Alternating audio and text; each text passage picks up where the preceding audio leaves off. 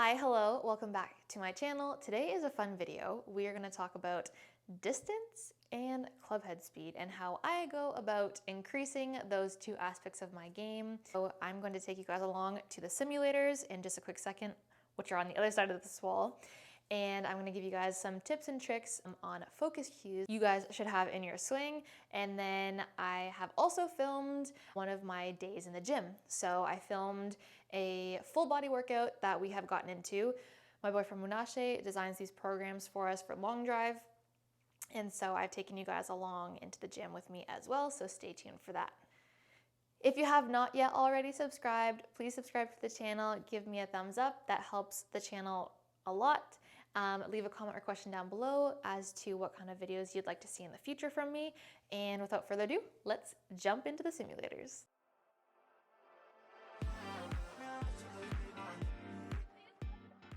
Okay, so we're in the Sims. We've got the driver out. Now, I know that gaining distance and gaining club head speed is all of the rage right now in golf, and for good reason.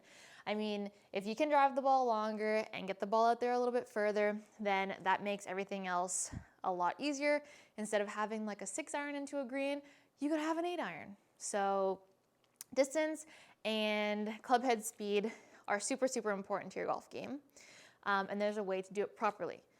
So target, flight plan, and feel are the 3 keys. So first and foremost, we want to target. So here we've got a nice little par 5. This is target in the middle of the fairway, which is where I want to go to. Now, that is not obvious enough for me, so I'm going to aim for this tree right here. Give yourself a super specific target to send the ball to. You need to give your brain that clear, concise, absolute reference in order to execute your shots properly. Secondly, we're going to choose a flight plan. So you can either come in to that target with a draw or a fade. For this hole, I'm liking the draw. So if this tree is my target, I want to start the ball on this tree and draw it back in. Third is the feel that we're going to associate our shot with. For me, I love the feeling of throwing my club out into the direction of my target. That is the key that works the best for me. We are using heavy momentum in the swing rather than force. A lot of people associate swinging the club harder with a faster club head speed or more distance, which is not the case. Any type of force in your swing is no good. You need to work with your body, work alongside of this beautiful machine that you have. We're using the weight of our arms and club unit together to throw out towards our target.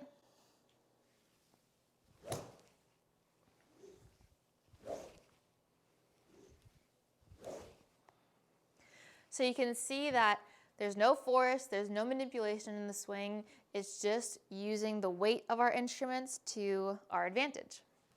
The reason why it's so important to lock in on a target out towards where you want to go is because if you're directing all of your energy towards hitting the ball, you're going to lose all of your speed, all of your distance, all of that wonderful momentum that you've accumulated in your backswing, and it's just gonna go right into the ground.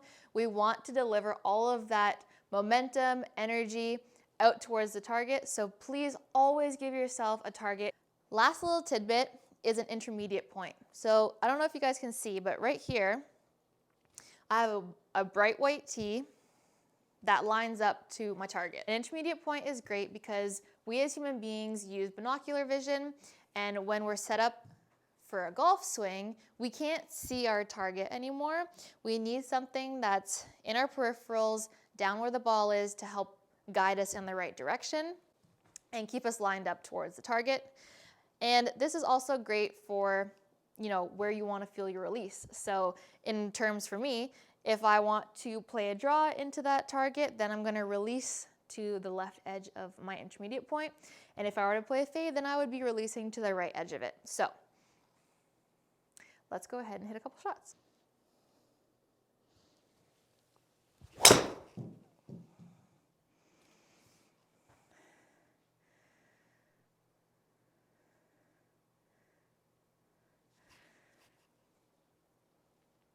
Okay, so that one was just offline by a little bit, but in the general direction of my target. So as you guys might have seen, I tee the ball up pretty high because angle of attack is huge in gaining distance. We want our angle of attack to be up and positive, not down and negative. So my angle of attack is usually between +8 to +12, depending on the shot. And a way to help increase your angle of attack is to pick a height in the distance of how high you want to launch the ball. So if we go back to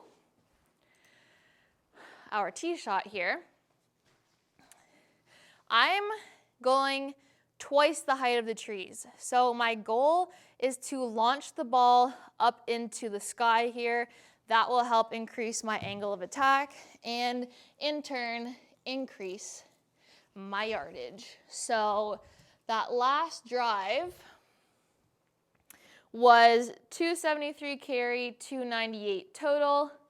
Let's see if I can start my ball a little bit more towards that starting point that we talked about earlier and land it in the fairway. That should be good there. Yeah. All right, there we go. Okay, so I topped off that one at 312. Those are super fun shots to hit. So you can see my angle of attack here is 9 degrees up. So here we have 9 degrees up. My launch angle is 17.4. Club head speed's just warming up at 104. I've got a 278 carry, 312 total, and backspin is at 1200. So when you tee the ball up higher and increase your angle of attack, you lower the spin. The spin will give you a lot more rollout, which is what you want on the fairways. And you can see I only have 96 yards to the pin. A nice easy wedge, make a nice birdie, or make a nice par and hop on to the next hole. The last thing that I want you guys to notice is that there is zero restriction in my swing. I am not resisting any part of my body. I am giving myself a full turn, full follow through, and releasing out towards the target. The fact that I let my whole body turn out of the way with my back facing the target gives me so much more rotational momentum to apply into my swing.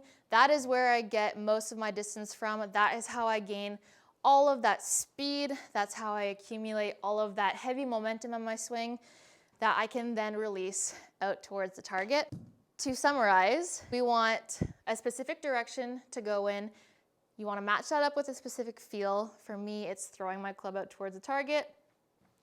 No restriction in the body. Please, no restriction in the body.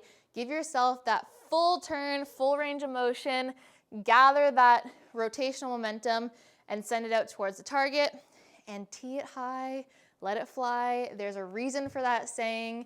That helps with your angle of attack. It helps with your launch.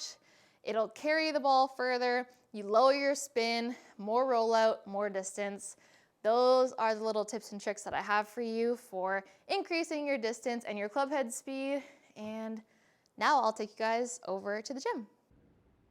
Since the golf swing is a full body movement, it's important that we're training every part of our bodies in the gym.